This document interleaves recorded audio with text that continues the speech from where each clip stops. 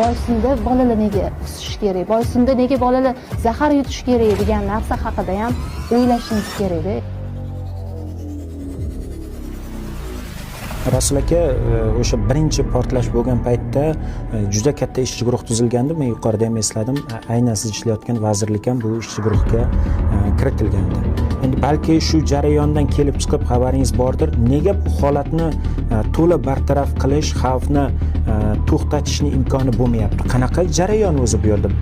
Dunyodagi katta kompaniyalarni mana shu xavflarni bartaraf etib, avariyalarni to'xtatadigan kompaniyalarni olib kelish bilan balki vaziyat bitar. Nega to'xtatishning iloji bo'lmayapti? Men bilmayman nega to'xtatish iloji bo'lmayapti. Men bilganim shuki, to'xtatishni bilmaydigan odamda ishlayapti bu yerda. Demak, texnikasi yetmaydi shunda.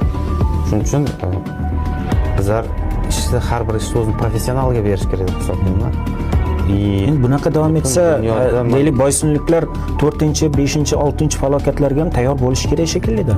Endi dastlab boshqa bo'lmaydi degan ma'noda ish. Ilohim bo'lmasin. Turilgandi, lekin unday bo'lmayapti, baribir eplasha olmayapti. Shuning uchun aytyapman-ki, bu masalada endi keskinroq bo'lsa ham, yoqmasa ham jiddiy qaror qabul qilish kerak-da. Ya'ni yo shu yerdagi odamlarni, shu yerda yashayotgan odamlarni manfaatini hisobga olish kerak yoki odamlar qiynalsa ham o'sha ish qilayotgan kompaniyaning manfaati.